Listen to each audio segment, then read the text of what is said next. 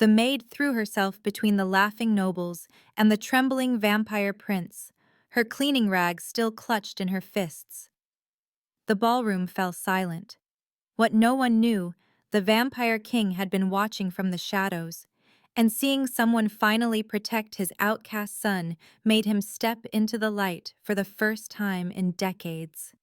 Elena adjusts the crystal glasses on silver trays, her practiced hands moving silently through the grand ballroom of Castle Blackthorne. The autumn masquerade ball unfolds around her in waves of burgundy silk and candlelight, a quarterly tradition where vampire nobility displays wealth and power like peacocks preening their feathers. 3 years of service have made her invisible to most guests, their conversations flowing around her as if she were part of the furniture. Only Prince Adrian acknowledges her existence with polite nods when their paths cross in the corridors, a courtesy that surprises her each time. Tonight feels different. The air carries an electric tension that makes her skin prickle, and the shadows seem deeper somehow, more alive. The nobles circle Prince Adrian like wolves sensing weakness, their laughter sharp enough to cut glass. Lady Vivian Ashford leads the pack with predatory elegance, her emerald gown catching light as she gestures toward the prince with mock concern. Her voice drips false sympathy as she catalogues his human-like weaknesses for the assembled crowd, each word a carefully placed barb designed to draw blood. His inability to transform into mist becomes a source of hilarity. His preference for books over blood sports marks him as unfit for vampire society. His gentle nature, which Elena has always admired, becomes shameful softness in their twisted narrative. Perhaps he is more human than vampire, Vivian suggests with a theatrical sigh, drawing delighted gasps from nobles who feast on scandal like vultures on carrion. Elena watches Adrian's shoulders curl inward, his tall frame folding as if trying to disappear entirely. His pale hands tremble as he clutches a leather-bound volume against his chest, the book becoming his only shield against their verbal assault. She has seen him read in the library during quiet hours, his face animated with genuine curiosity about human history and philosophy, subjects forbidden to most vampires. He carries himself with quiet dignity, despite his differences, never striking back at his tormentors, never using his royal status to silence their cruelty. The injustice of it burns in Elena's chest like acid. Lord Cedric Ravencroft steps forward with theatrical flourish, his scarlet coat glittering with golden thread. His suggestion cuts through the ballroom's chatter with surgical precision. Why not test the prince's abilities publicly, he proposes with false concern for the realm's future. Surely their future king should demonstrate his worthiness before such distinguished guests. Now please take a moment and subscribe to our channel and comment where you are watching from and what time is it. It is always fascinating to see where these stories get all around the world. Thank you. The foreign ambassadors murmur agreement, their eyes glinting with political calculation. Elena sees the trap closing around Adrian, the way his breathing quickens as panic sets in. Something inside her snaps like a bowstring drawn too tight. Her servant's training screams warnings about position and protocol, about the fatal consequences of defying noble will, but her heart drowns out those careful lessons with a single thunderous truth. Someone has to stop this. Someone has to protect him. Her tray hits marble with the sound of a crystal funeral, shards exploding across the floor like fallen stars. The crash echoes through sudden silence as Elena steps directly between Adrian and the advancing nobles, her cleaning rags still clutched in white-knuckled fists. The gesture looks absurd, a common maid challenging vampire aristocracy with nothing but determination and fury. Her voice emerges stronger than she expected, carrying across the frozen ballroom with unexpected authority. "Leave him alone." The words hang in air thick with shock and disbelief. Every eye turns toward the impudent servant who dared interrupt noble entertainment, their faces displaying emotions ranging from outrage to fascination. Elena feels their stares like physical weight but refuses to move from her protective position. Behind her, she senses Adrian's surprise and gratitude, his relief palpable even without looking back. What none of them notice is the figure materializing from shadows behind the great marble pillars, ancient presence bleeding into reality like smoke becoming solid. The vampire king emerges into golden candlelight for the first time in decades, his terrible attention fixed on the servant girl who accomplished what his entire court had failed to do. The temperature plummets 20 degrees in heartbeats, frost forming on wine glasses as breath turns to mist. King Lysander Blackthorne steps fully into the ballroom's illumination, his presence commanding absolute attention without effort or announcement. 8 centuries of power radiate from his form, like heat from a forge, making the very air tremble with suppressed violence.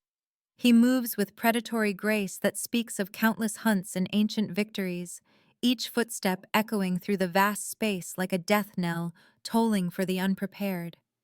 The assembled nobles drop into deep bows with desperate haste, terror replacing their earlier cruelty as they recognize the true apex predator in their midst.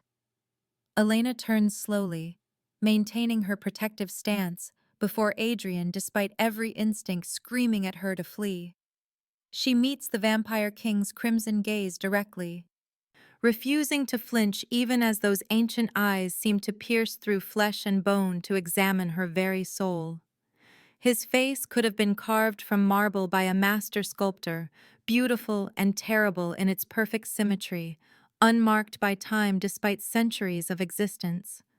Recognition flickers in those blood-red depths, followed by something she cannot identify. Approval, perhaps, or maybe just curiosity about the mouse who dared roar at lions. His voice cuts through the silence like silk wrapped around a steel blade, each word precisely measured and devastatingly effective. Interesting, he observes with the detached fascination of a scientist studying an unexpected specimen. My son finally has a champion. His gaze sweeps across the cowering nobles like a searchlight exposing cockroaches, and Elena sees several of them actually shaking with fear. It seems my court has been entertaining themselves, he continues with dangerous softness that promises retribution. Lady Vivian attempts to speak, her earlier confidence crumbling as she tries to explain their harmless fun. But the king's raised hand cuts her off mid-sentence. He begins circling Elena with the patience of a predator in no hurry, studying her from every angle, as if she were a fascinating artifact discovered in forgotten ruins. His attention feels like standing too close to a bonfire, overwhelming and potentially fatal. But she forces herself to remain still under his scrutiny. "What is your name, little defender?" he asks, with genuine curiosity threading through the command. "Elena Thorne, Your Majesty," she responds without bowing or breaking eye contact, displaying a boldness that should mean immediate death, but instead draws something almost resembling a smile to those perfect lips. The king tastes her name like fine wine, rolling the syllables around as if testing their flavor and finding them unexpectedly pleasant. "Elena Thorne," he repeats thoughtfully. "Tell me, what did you see here that my noble court did not?" The question carries layers of meaning that Elena senses but cannot fully grasp. She glances back at Adrian, whose grateful eyes provide the courage she needs to speak truth to power. "I saw a prince being hurt for no reason other than cruelty, Your Majesty. And someone had to stop it." Her words ring with simple honesty that cuts through political maneuvering and social pretense like a sword through silk. The king's smile grows sharper, more genuine, as if her directness pleases him in ways that courtly flattery never could. Indeed, he agrees with soft menace. Someone had to. His attention shifts to the trembling nobles like a spotlight finding its targets. "The ball is over," he announces with finality that brooks no argument. "Leave, all of you." The command sends them fleeing like startled birds, their elaborate costumes rustling with desperate haste as they abandon the ballroom to its rightful king. Only Elena and Adrian remain, frozen in their protective tableau as centuries of royal isolation finally begin to crack. Lysander approaches his son with careful steps, as if navigating treacherous ground after years of separation and misunderstanding. Elena maintains her position between them like a human bridge across an impossible chasm, her presence somehow making this reconciliation possible. Adrian, the king says softly, and in that single word 3 years of distance and missed opportunities hang heavy in the candlelit air, waiting for someone brave enough to build the first connection across the void.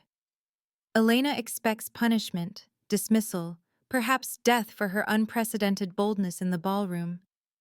Instead, she finds herself summoned to King Lysander's private study at the stroke of midnight, her feet carrying her through corridors. She has walked countless times as a servant, but never as a guest.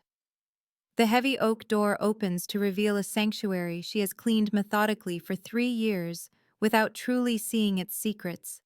Ancient tomes line every wall from floor to vaulted ceiling, their leather spines glowing softly in firelight that seems to emanate from the books themselves rather than the hearth. Parchment maps of kingdoms lost to time spread across his massive desk like yellow seas, their edges curling with age and mystery. Documents bearing wax seals she cannot identify rest in careful stacks, their contents hidden behind languages that predate her understanding. The very air tastes of old magic and older wisdom, heavy with the weight of centuries she cannot fathom. Lysander moves through this space with fluid grace, pouring wine that gleams like liquid rubies from a crystal decanter older than her bloodline. Elena perches nervously on the edge of an ornate chair, carved with symbols that seem to shift in her peripheral vision, acutely aware of her simple servant's dress against the opulent surroundings. Her rough wool and cotton feel coarse compared to the silk wallpaper and velvet drapes, marking her as an intruder in this realm of power and ancient knowledge. "Do you know why I stayed hidden for so long?" Lysander asks without preamble, his voice softer than it was in the ballroom but no less commanding. He settles across from her with the wine, his crimson eyes reflecting firelight like mirrors holding flames. "No." "Your Majesty," Elena responds honestly, her voice barely above a whisper in this sacred space where truth seems to echo with supernatural resonance. "Because I was a coward," he admits with such stark honesty that it steals her breath. The confession hangs between them like a bridge neither expected to cross, raw vulnerability from a creature who has ruled for 8 centuries without showing weakness to anyone. Adrian was born different. He continues with voice thick with regret that spans decades. Weaker, they said, more human than vampire. The words taste bitter in his mouth as he forces them past lips accustomed to commands rather than confessions. "I thought if I stayed away, if I let the court raise him, he might become what they expected." His admission cuts deeper than any blade, revealing the terrible mathematics of royal isolation. "I abandoned my son to protect him from my own fears," he concludes with the weight of centuries pressing down on every syllable. Elena watches firelight dance across his sharp features, seeing for the first time not the terrible vampire king, but a father consumed by doubt and self-recrimination. "He is not weak." "Your Majesty," she says with quiet conviction that surprises them both. "He is kind." There is a difference. The distinction hangs in the air between them like a revelation, simple truth cutting through complex justifications with surgical precision.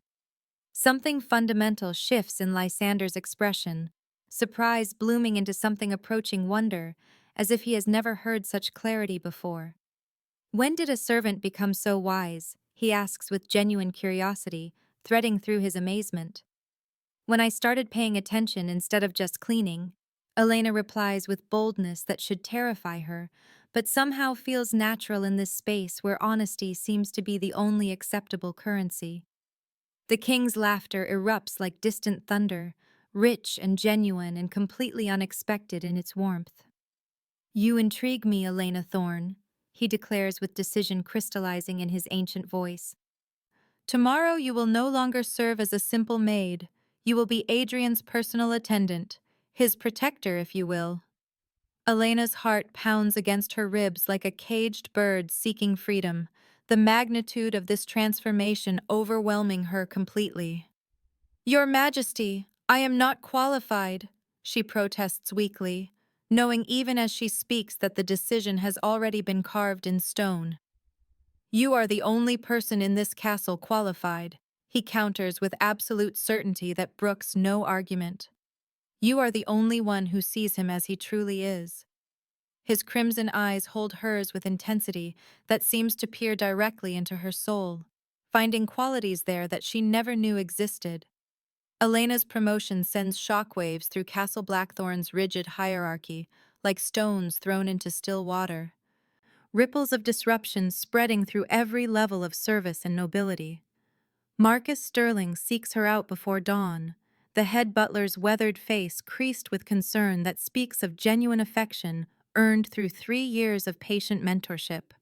He has been father figure and teacher since her parents died in the plague that swept through the village, his steady presence the anchor that kept her from drowning in grief and uncertainty. "The nobles will not forget tonight," he cautions as he helps her gather her few possessions from the servants' quarters, his hands gentle but his voice urgent with warning. "Especially Lady Vivian." His words carry the weight of decades spent navigating courtly dangers, understanding the deadly currents that flow beneath polite conversation and social ceremony. Elena's new quarters near the prince's chambers feel impossibly luxurious after years in the servants' dormitory, with actual windows overlooking gardens instead of brick walls, and a fireplace that belongs to her alone rather than shared with a dozen other maids. But luxury feels secondary to the revelation of her expanded role. The way doors previously locked now swing open to reveal the castle's hidden dynamics. As Adrian's attendant, she discovers the prince's secret studies, chambers filled with forbidden knowledge that explains his differences in ways the court never considered. Ancient languages cover his desk in careful script. Human history fills leather journals with his thoughtful observations. Philosophy texts, banned by vampire law, rest openly on his shelves like declarations of rebellion. He dreams of bridges between their worlds rather than the dominance his kind traditionally requires, his gentle nature not weakness, but evolution toward something unprecedented.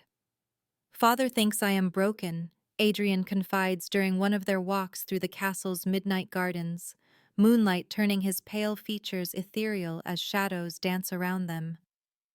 "Maybe I am," he continues with self-doubt that breaks Elena's heart. "I cannot transform completely, cannot compel human minds, cannot feed without getting sick." His litany of supposed failures sounds like accusations he has heard so often they have become internalized truth. "Or maybe you are evolved," Elena suggests with sudden insight that surprises them both, the thought emerging fully formed as if it had been waiting for this moment to surface. "Maybe you are what vampires could become." Her words hang in the cool night air like prophecy, reframing his differences as advantages rather than defects, his gentleness as strength rather than weakness. Their friendship deepens through shared books and quiet conversations that span hours without either noticing time's passage. Elena teaches Adrian about human customs and celebrations, the simple joys his kind has forgotten in their pursuit of power and immortality. He shares vampire history she never knew existed, tales of civilizations that rose and fell while his father walked the earth, perspectives that span centuries of observation and learning. But their growing bond creates ripples that spread far beyond their private moments, drawing attention from those who see opportunity in change and threat in deviation from established order. Lady Vivian begins her campaign of subtle sabotage with the skill of a master tactician, questioning Elena's fitness for her elevated position through carefully placed whispers and strategic conversations. She suggests improper intimacy between servant and prince, planting seeds of scandal in fertile soil already prepared by social prejudice and political ambition. Each insinuation carries just enough truth to be believable while twisting innocent moments into evidence of manipulation and seduction. She plants doubts about Elena's motivations like poison in wells, questioning her sudden rise in status and the unprecedented influence she wields over the heir to the throne. The whisper campaign spreads through the castle like infection, each repetition adding new details and darker implications until simple friendship becomes calculated manipulation designed to control the future king through emotional manipulation and sexual blackmail. Elena discovers the forged letter quite by accident, finding it slipped beneath papers on Adrian's desk, where it was obviously meant to be discovered during their evening study session. The handwriting mimics her own with disturbing accuracy, every curve and flourish perfectly reproduced by someone who has studied her correspondence with obsessive attention to detail. The contents make her blood freeze in her veins as she reads her supposed confession of using feminine wiles and emotional manipulation to gain influence over the prince, for personal advancement, and ultimate control over the throne itself. The trap has been set with masterful precision, the forged evidence placed exactly where Adrian would find it during their private time together, designed to shatter trust at the moment of their greatest intimacy and mutual understanding. Vivian prepares to spring her carefully constructed snare, confident that this revelation will destroy Elena's position and drive a permanent wedge between the prince and his inconvenient protector. Elena's world tilts on its axis when Marcus Sterling summons her to his private quarters in the castle's deepest levels, spaces she never knew existed despite 3 years of service in every corner of Blackthorne's domain. The head butler's rooms proved to be a hidden archive, walls lined with documents and faded portraits that speak of secrets carefully preserved through decades of silence. His weathered hands shake as he produces a wooden chest from beneath his bed, the lock clicking open with the weight of finality. "Your mother was not just a servant, Elena," he begins with voice heavy with the burden of long-kept truth. "She was Lady Catherine Thorne, disowned by her family for falling in love with a human blacksmith, your father." The revelation strikes Elena like lightning, illuminating her past in ways that rewrite everything she thought she knew about her origins.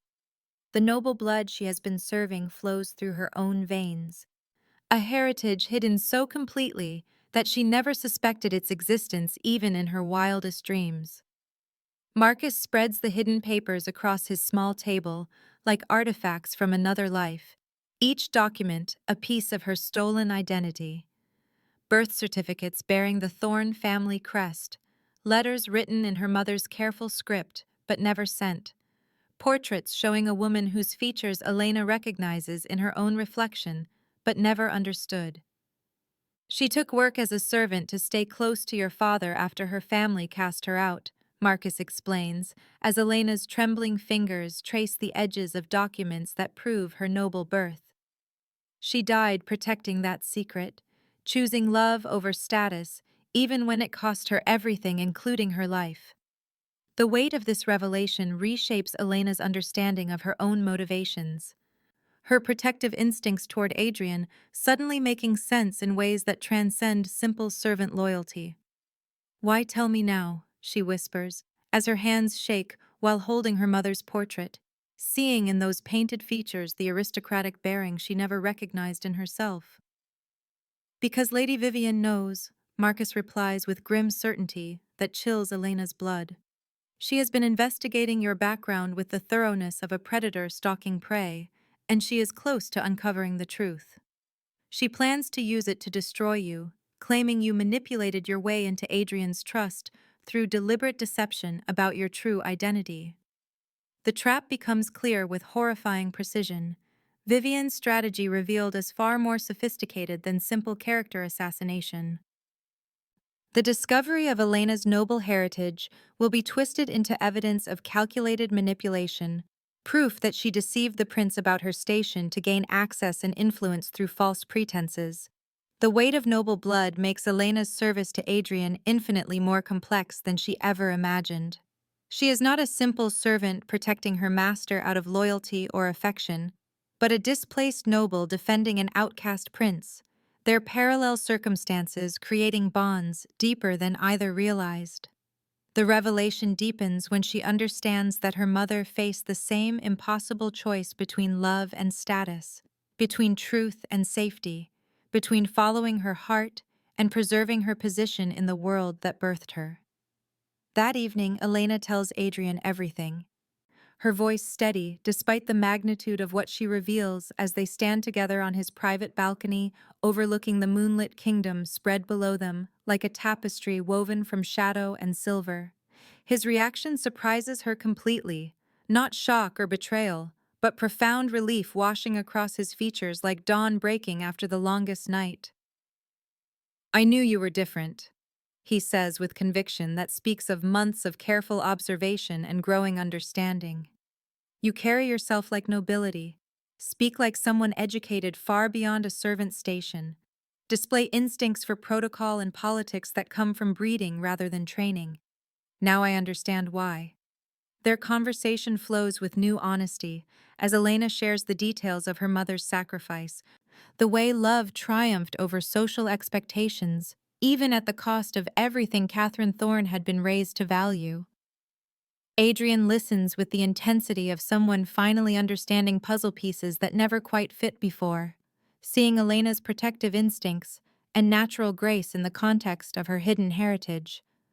But their moment of revelation is shattered by commotion in the courtyard below, the sound of horses and urgent voices carrying through the night air with news that will reshape their world once again.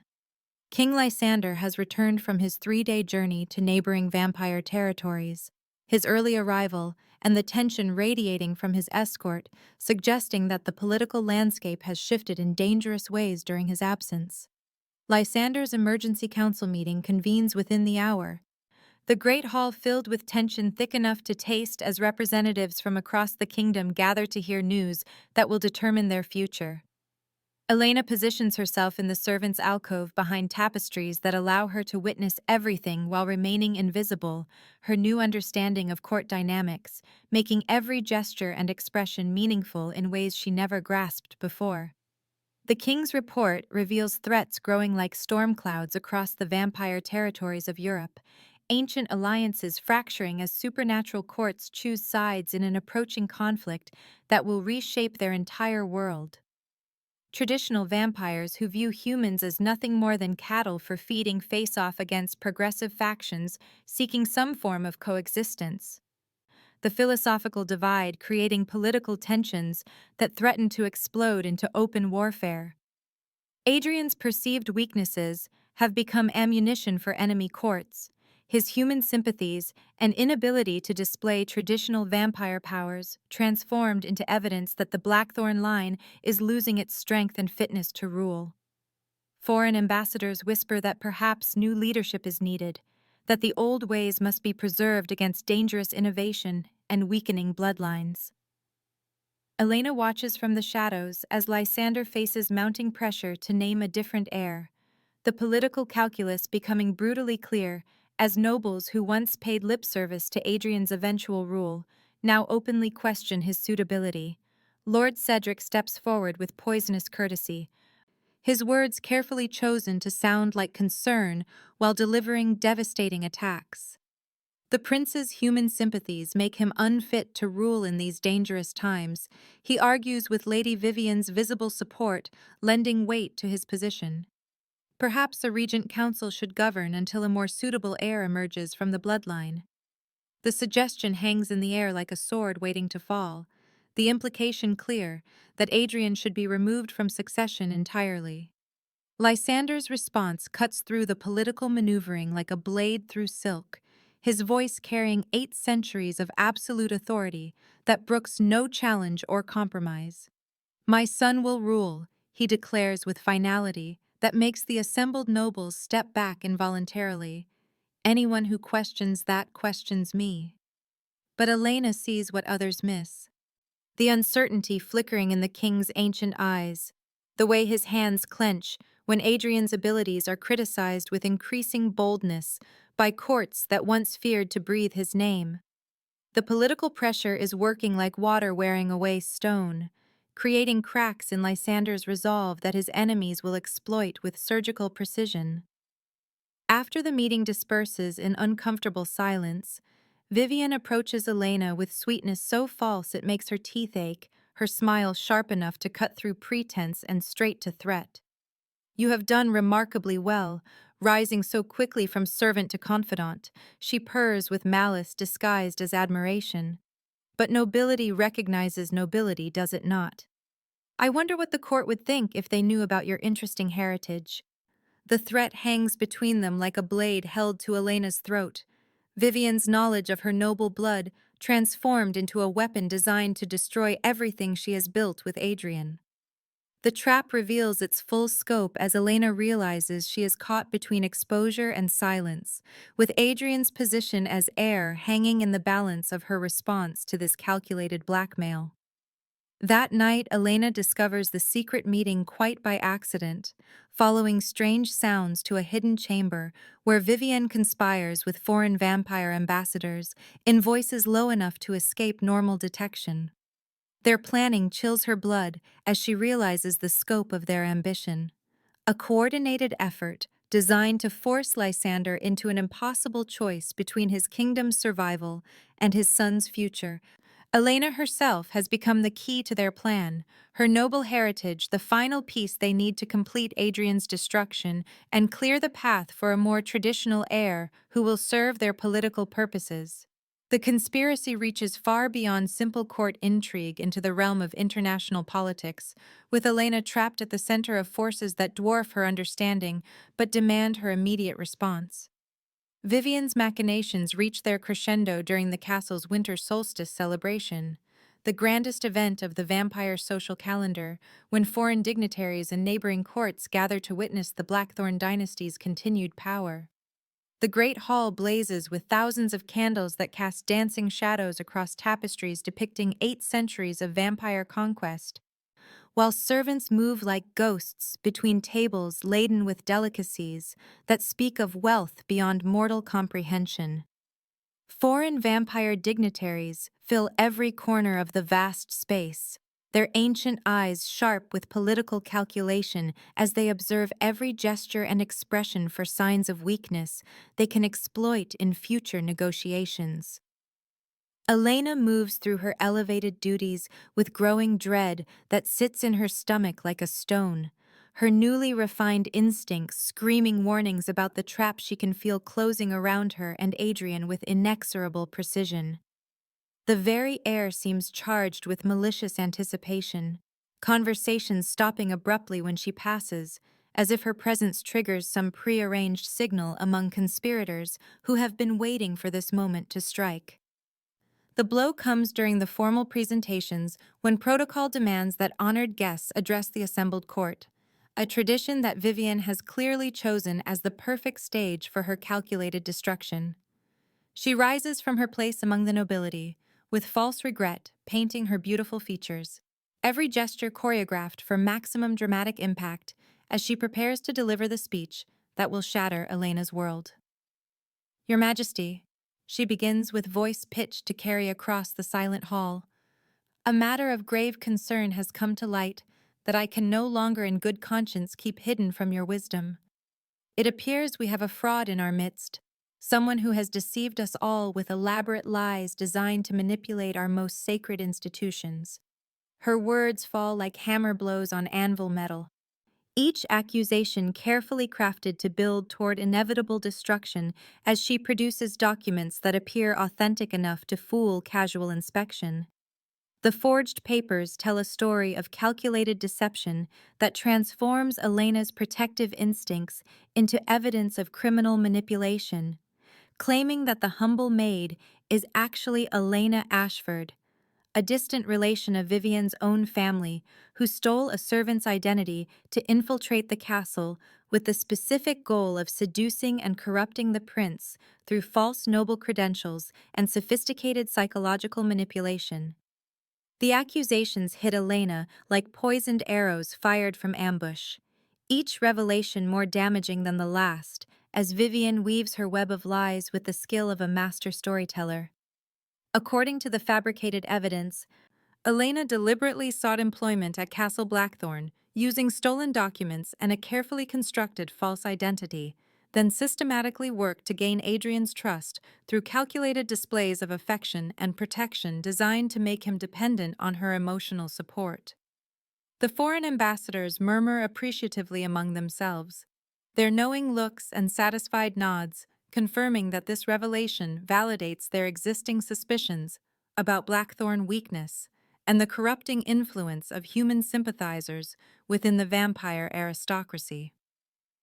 Adrian leaps to Elena's defense with passionate intensity that should vindicate her, but instead provides Vivian with additional ammunition for her carefully planned assault. See how she has twisted the prince's mind, she declares with theatrical triumph as Adrian's emotional response plays directly into her hands. He defends her even against clear evidence of betrayal and manipulation, proving how completely she has corrupted his judgment and compromised his fitness to rule. The accusation transforms Adrian's loyalty into evidence of Elena's success at manipulation, his genuine affection becoming proof of her criminal effectiveness at psychological control. King Lysander's face becomes a mask carved from stone, his ancient features revealing nothing of the calculations racing through his immortal mind as he weighs political necessity against personal truth. Elena expects immediate banishment, or worse, knowing that even if Lysander suspects the accusations are false, political pressure from foreign courts might force him to sacrifice her for the stability of his kingdom and Adrian's future as heir. Instead, he makes an unexpected demand that cuts through Vivian's elaborate performance like a sword through silk, his voice carrying the authority of 8 centuries without a trace of doubt or hesitation. "Prove it," he commands with finality that stops Vivian's flow of accusations as surely as a dam blocks a river.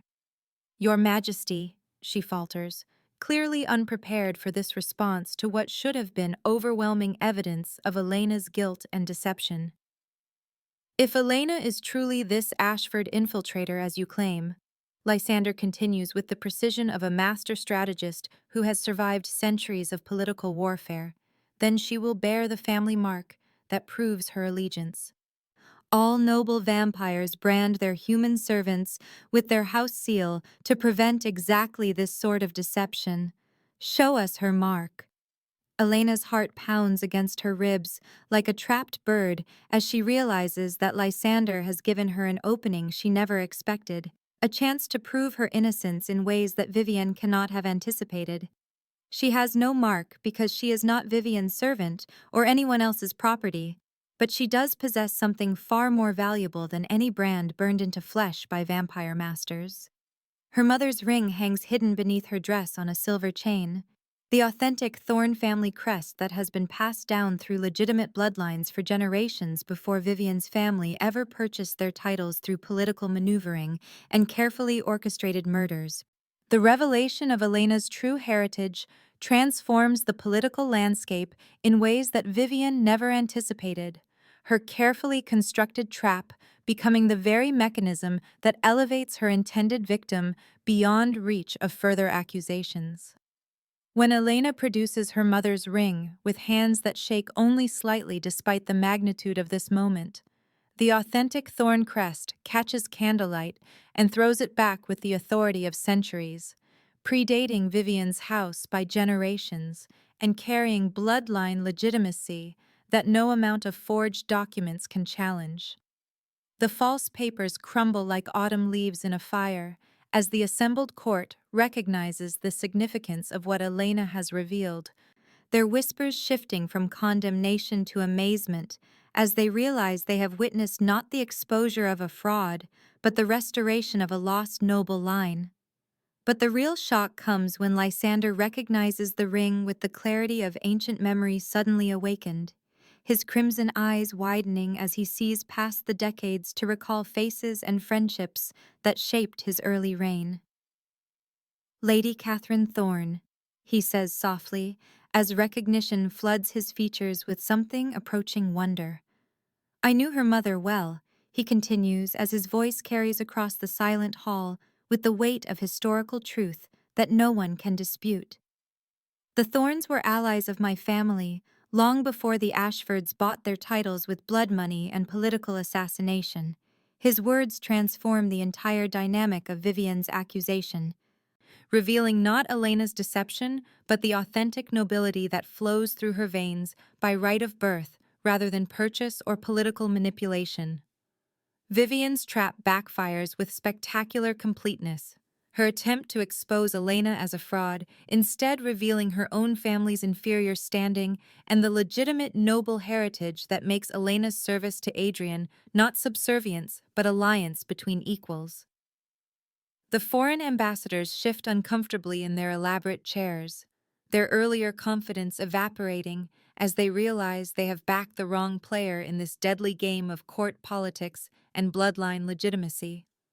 It seems, Lysander continues with voice carrying the accumulated authority of centuries spent navigating political treachery, that my son has chosen his defender wisely. Noble recognizes noble, as some would say, and his gaze sweeps across the assembled dignitaries with meaning that none of them can fail to understand. Adrian steps forward with his usual timidity, replaced by newfound strength that transforms his entire bearing from uncertain youth to confident air, his decision crystallizing in this moment of crisis that demands clear allegiance and unwavering commitment. Elena Thorne has shown more loyalty and honor in months than some have shown in years, he declares with voice that carries to every corner of the great hall. If her bloodline is questioned, let mine be questioned as well. We stand together. The public declaration sends shockwaves through the assembled court like lightning striking a tower. The prince's claim of Elena as his chosen companion, elevating their relationship from servant and master to potential equals in ways that reshape every political calculation in the room. It represents a political masterstroke that Vivian never anticipated, Adrian's willingness to stake his own legitimacy on Elena's honor, creating an alliance that transcends the simple accusations of fraud and manipulation. But victory comes with immediate and deadly danger that Elena recognizes in the meaningful glances exchanged between foreign ambassadors, their earlier disappointment transforming into something far more sinister as they realize that character assassination has failed and more direct methods may be required. She catches fragments of whispered conversations about removing obstacles and arranging unfortunate accidents, the political game evolving from manipulation and lies into territory where lives become expendable in pursuit of larger goals. The celebration continues around them with forced normalcy that barely conceals the undercurrents of violence and retribution flowing beneath the surface of polite conversation and diplomatic courtesy. Elena discovers the crossbow bolt embedded in her chamber wall purely by chance, returning to her rooms earlier than usual after the evening's revelations leave her too exhausted to maintain the social pretense required by court function. The iron tip protrudes from the stone exactly where her head would have been if she had entered at her customary time. The message is clear as if her would-be assassins had left a written threat explaining their intentions and methods. The assassination attempt forces Lysander to act with the decisiveness of a ruler who has survived 8 centuries of political intrigue and deadly conspiracies.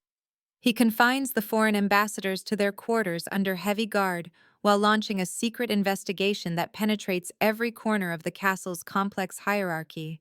But Elena knows with chilling certainty that the real threat comes from within the very heart of their supposed sanctuary. Vivian's desperation has transformed her from a political schemer into something far more dangerous. Her allies no longer content with character assassination, but willing to eliminate physical obstacles to their ambitions through whatever means necessary. Marcus Sterling becomes Elena's constant shadow, the old butler's protective instincts emerging with the intensity of a father defending his daughter from predators he knows all too well. Your mother faced similar threats, he reveals as they methodically search her quarters for additional traps with the thoroughness of soldiers expecting ambush at any moment. Nobles who could not accept her choices tried to remove her permanently, he continues with voice heavy with long-suppressed truth. That is really how she died. not from illness as the official records claim, but from poison administered by those who saw her love as a threat to their version of proper social order.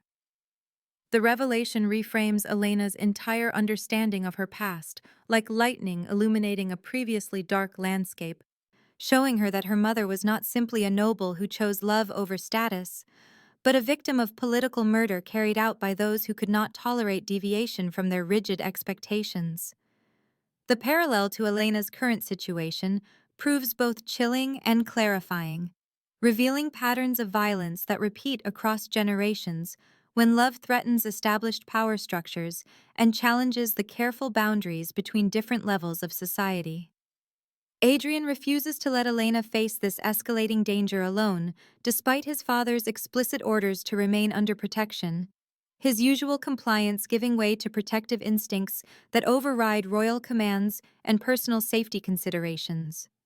He slips away from his assigned guards with surprising skill, using knowledge of the castle's hidden passages gained through years of avoiding courtly obligations to join Elena's investigation into the conspiracy that threatens both their lives.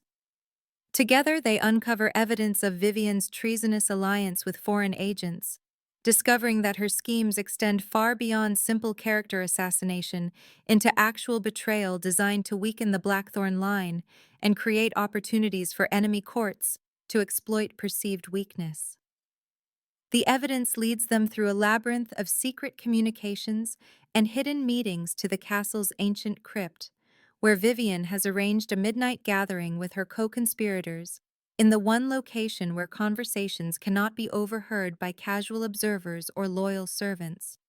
Elena and Adrian plan to position themselves among the stone tombs to eavesdrop and gather the final proof needed to expose the full scope of the conspiracy, but their careful strategy walks them directly into a trap, prepared with the thoroughness of a master predator who has anticipated every possible move. How convenient! Vivian emerges from behind a stone tomb, bearing the carved likeness of Adrian's grandfather, flanked by armed mercenaries, whose presence in the sacred crypt represents the ultimate desecration of family honor and vampire tradition. The pretender prince and his pet noble delivered together like lambs to slaughter, she continues with satisfaction that reveals the depth of her planning and the completeness of her preparation. This will look like a tragic accident. Star-crossed lovers meeting their end in the family tomb, where their forbidden romance finally drove them to the ultimate expression of shameful despair. The setup reveals itself as perfect for Vivian's narrative purposes. Elena and Adrian's deaths in the crypt, designed to appear as a suicide pact that removes both obstacles to her political ambitions, while painting their relationship as a scandalous romance that ended in the shame and desperation that proper society always predicted would result from crossing established boundaries. The confrontation in the ancient crypt becomes a crucible that transforms all three characters in ways that none of them could have anticipated. Pressure and mortal danger, stripping away pretense to reveal the true nature hidden beneath social roles and political maneuvering. Adrian faces Elena's imminent death and finally accesses his vampire abilities, but not the traditional powers of mistransformation and mental compulsion that have been expected of him since birth. Instead, his emotional connection to Elena triggers a protective fury that manifests as enhanced speed and strength beyond anything the mercenaries expect from the supposedly weak prince, allowing him to fight with effectiveness that surprises everyone, including himself. Elena draws on her mother's hidden lessons in true nobility, not the bloodline privileges she has recently discovered, but the authentic leadership that emerges under pressure when lives hang in the balance, and courage becomes the only currency that matters. She uses the crypt's ancient architecture and her intimate knowledge of the castle's secret passages to turn Vivian's carefully prepared trap against her, separating the conspirators and buying precious time for help to arrive or opportunities to develop. But the real transformation of this deadly confrontation comes when King Lysander materializes from the shadows, not arriving to rescue them as desperate father and king, but revealing that he has been tracking this conspiracy from its very beginning with the patience and cunning of a predator who has learned to wait for the perfect moment to strike. "Did you really think," he asks Vivian, as she finds herself suddenly cornered by the very king she thought she was manipulating, "that I would not know about foreign agents operating within my own castle, that I would not recognize my father's old enemies, attempting to repeat the same strategies that failed against stronger generations of Blackthorne rulers?" Lysander's emergence reveals the deeper political game that has been unfolding beneath the surface drama of court intrigue and personal relationships, showing that he deliberately allowed Vivienne's conspiracy to develop so he could expose the entire network of traitors and foreign agents threatening his kingdom's stability. Elena and Adrian's relationship provided the perfect catalyst to force his enemies into the open, where they could be identified and eliminated, with the thoroughness necessary to ensure permanent security. "You made one crucial error in your calculations," Lysander tells Vivienne as his guards emerge from concealment to secure the conspirators with efficient violence that speaks of long experience with such operations. "You assumed that my son's differences made him weak, but strength manifests in many forms, and sometimes the greatest power lies in the ability to inspire genuine loyalty in others, rather than commanding obedience through fear and dominance." Vivian's final desperate gambit involves attempting to stab Elena with a poisoned blade hidden in her sleeve, but Adrian moves faster than humanly possible to catch her wrist in an iron grip that stops the attack before it can connect. His vampire abilities have not been absent as everyone assumed, but evolving into something unprecedented that draws power from emotional connection rather than predatory isolation, love rather than fear, protection rather than domination. The foreign ambassadors find themselves stripped of their co-conspirator and facing a choice between acknowledging Adrian's legitimacy and accepting the alliance terms offered by a clearly stronger Blackthorne dynasty, or facing the consequences of their attempted interference in vampire politics that they now understand they have gravely underestimated. They choose diplomacy over destruction, recognizing that their careful plans have not only failed but revealed weaknesses in their own positions that Lysander will certainly exploit if they continue their aggressive strategies against his reformed kingdom. The week following the crypt confrontation brings revelations that reshape the castle's entire social structure with the thoroughness of an earthquake, restructuring familiar landscape. Each discovery forcing courtiers and servants alike to reconsider assumptions they have held for decades about the nature of vampire power and the possibilities for evolution within their rigid hierarchy. Adrian's new abilities emerge as something unprecedented in vampire history, enhanced by emotional connection rather than diminished by it in ways that challenge every traditional understanding of how supernatural strength should manifest and grow. He cannot transform into mist or command the wind like his ancestors, but he can move faster than shadows when protecting someone he loves, his speed becoming supernatural, not through dominance, but through devotion that amplifies his physical capabilities beyond anything the old guard anticipated or prepared for. He cannot compel human minds through the ancient arts of mental manipulation, but he can inspire genuine loyalty that proves far more powerful than forced obedience, his influence growing through trust and admiration rather than fear and supernatural coercion that has defined vampire-human relations for centuries. The castle's physicians and scholars find themselves studying phenomena that their ancient texts never described, documenting abilities that seem to strengthen with emotional bonds rather than weaken through attachment as traditional vampire lore insisted would be inevitable. Elena's official recognition as nobility transcends the simple restoration of her family name to create an entirely new model for vampire-human relations that transforms the castle's social dynamics from top to bottom. As Lady Elena Thorne, she becomes Adrian's formal advisor and the crucial bridge between the castle's human servants and vampire nobility, her unique perspective proving invaluable for implementing Lysander's increasingly progressive policies that seek to modernize their ancient kingdom. Her insights into both worlds allow her to translate concerns and suggestions across social boundaries that have remained nearly impermeable for generations, creating dialogue where only silence and submission existed before. The human staff begins to speak with voices rather than whispers, their opinions sought and valued rather than ignored or punished. While vampire nobles discover that listening to different perspectives strengthens rather than weakens their decision-making capabilities and produces solutions to problems that centuries of traditional approaches failed to resolve.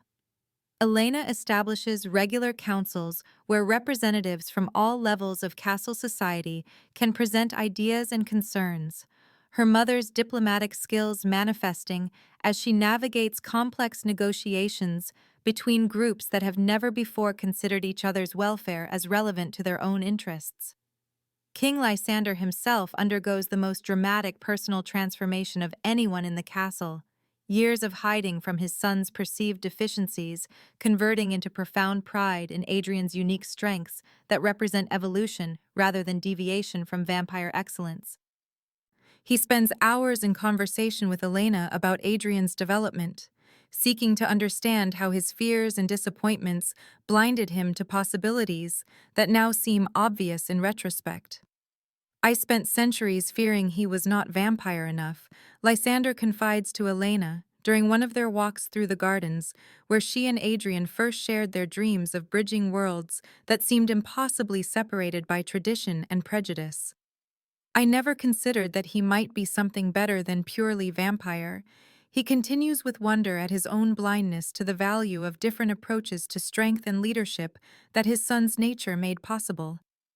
The king begins rewriting laws that have governed vampire society for millennia, eliminating restrictions based on outdated assumptions about human capabilities and worth, creating frameworks for cooperation that previous generations would have considered impossible or dangerous. He establishes new courts where humans and vampires can address grievances together, recognizing that justice requires understanding multiple perspectives rather than imposing solutions from a single point of view. Marcus Sterling reveals one final secret about Elena's mother that recontextualizes everything the young woman has discovered about her heritage and purpose, showing that Catherine Thorne had been far more than a displaced noble seeking shelter in royal service.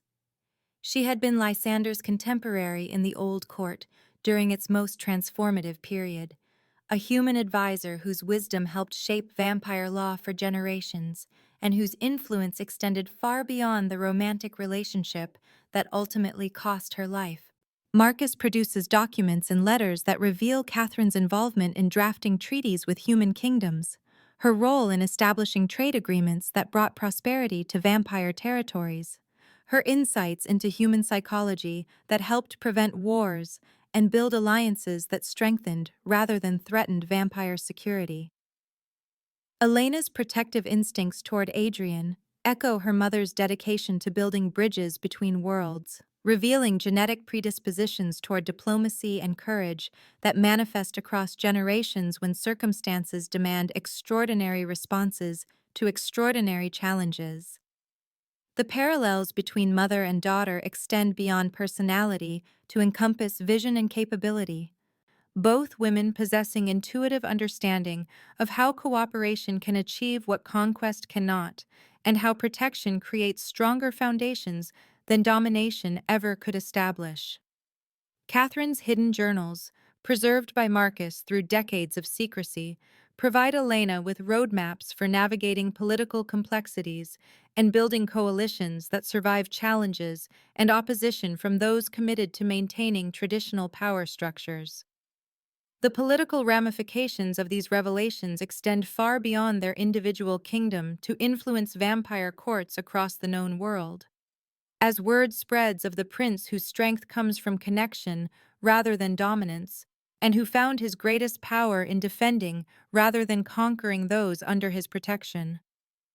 Ambassadors arrive from progressive vampire territories seeking to understand how Castle Blackthorne achieved such dramatic transformation without triggering the rebellions and chaos that traditional vampire wisdom insisted would result from treating humans as equals rather than subjects.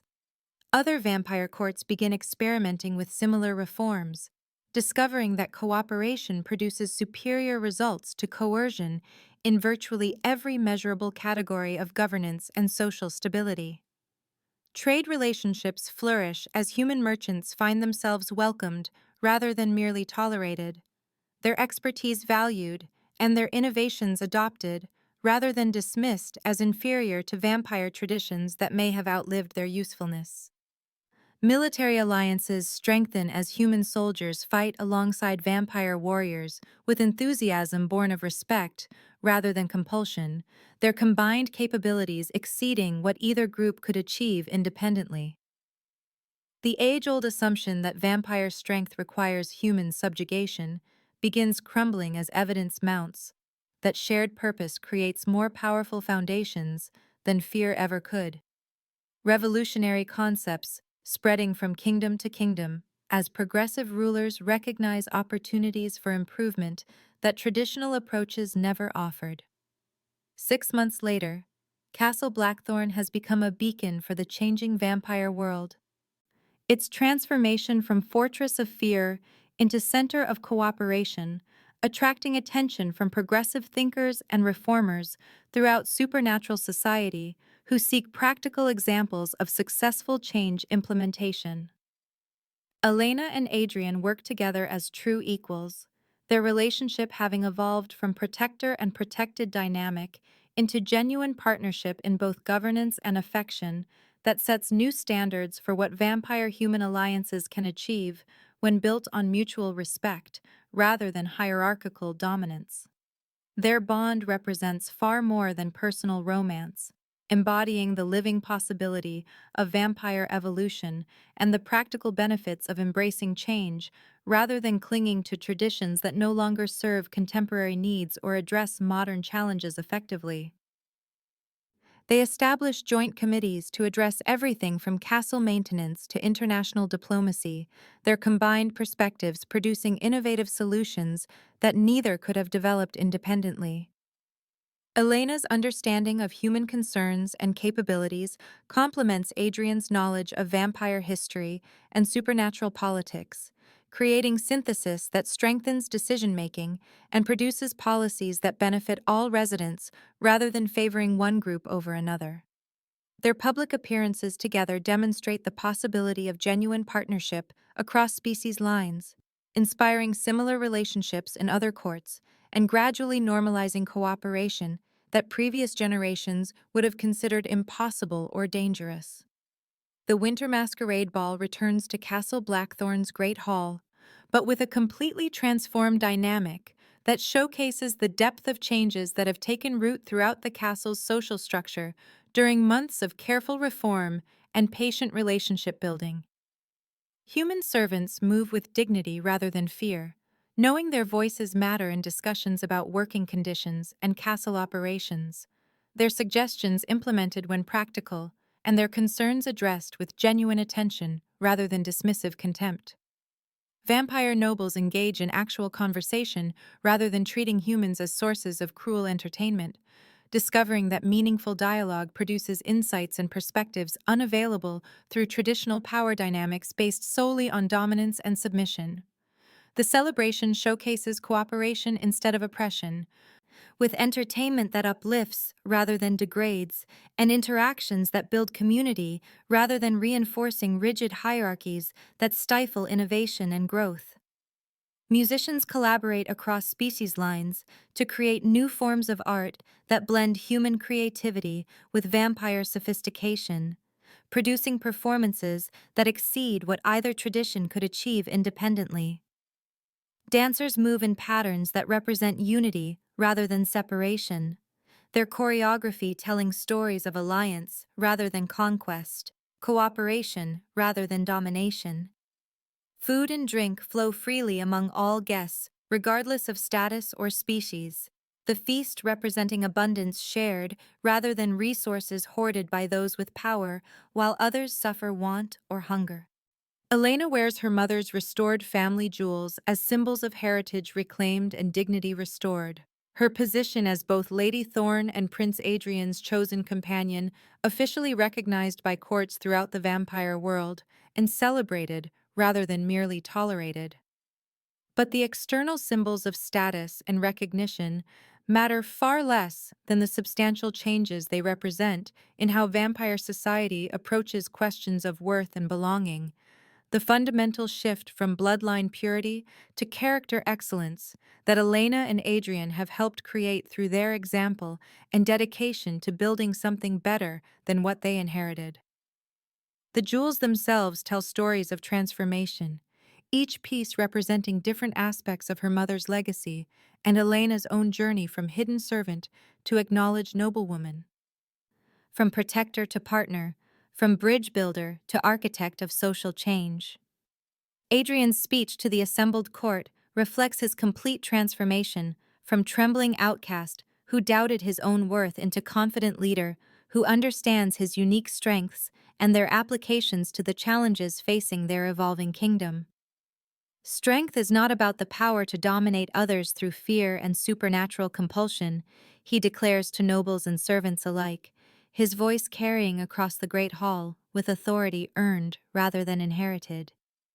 It is about the courage to protect what matters most, the wisdom to listen before acting on assumptions that may prove incorrect, and the ability to inspire others to become better than they thought possible when given genuine support and encouragement, rather than criticism and control. His words resonate through the hall, not because of ancient vampire powers of compulsion, but because they speak truth that listeners recognize and value, representing principles that create rather than destroy, that build rather than tear down, that strengthen communities rather than dividing them into oppressors and victims. The applause that follows comes from genuine appreciation rather than fearful compliance, recognition of leadership that serves others rather than demanding service, authority that empowers rather than diminishes those subject to its influence. King Lysander watches from his throne no longer hidden in shadows, but fully present as a father whose pride in his son's unique path has replaced decades of worry about deviation from traditional vampire excellence, his understanding transformed by evidence that strength manifests in many forms beyond the narrow definitions that previous generations accepted without question. The kingdom he will eventually pass to Adrian will be stronger, not despite the prince's differences, but because of them. More resilient, because it embraces change rather than resisting it. More prosperous, because it values cooperation over conquest and builds alliances rather than simply demanding submission from neighbors who could become partners instead of enemies.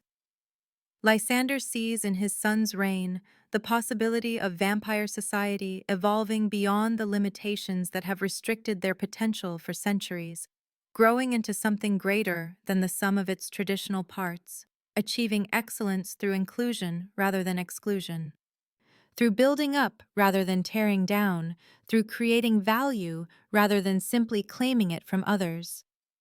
The story reaches its conclusion with Elena and Adrian in the library, where they first shared their dreams of bridging worlds that seemed impossibly separated by centuries of mistrust and violence, surrounded by books that serve not just as repositories of old knowledge, but as foundations for new understanding about what becomes possible when courage meets wisdom and love proves stronger than fear. The library itself has grown during their months of transformation, adding volumes that document their innovations and reforms, preserving lessons learned through trial and error for future generations who will face their own challenges and opportunities for positive change. They sit together reading not ancient histories of vampire conquests, but contemporary accounts of successful cooperation, planning not military campaigns, but cultural exchanges, discussing not strategies for domination, but methods for building understanding across differences that once seemed insurmountable. The castle's future stretches ahead through years uncertain but hopeful, built on the radical but proven idea that protection and connection create greater powers than fear and control ever could. That strength grows through service rather than dominance, and that the greatest legacy any ruler can leave involves teaching others to surpass rather than merely follow their example. Outside the library windows, the first snow of another winter falls softly against diamond-paned glass that has witnessed centuries of vampire history. But the bone-deep cold that once filled Castle Blackthorne's halls and corridors has been replaced by something immeasurably warmer and more sustaining: the living possibility of positive change, the strength discovered in unlikely alliances between supposed enemies, and the enduring power that belongs to those brave enough to stand up for what is right, even when tradition and prejudice align against them. The snow settles on gardens where human and vampire children will someday play together, on walls that will shelter cooperation rather than enforce separation, on foundations strong enough to support whatever challenges the future may bring to this transformed kingdom that chose evolution over stagnation and hope over fear.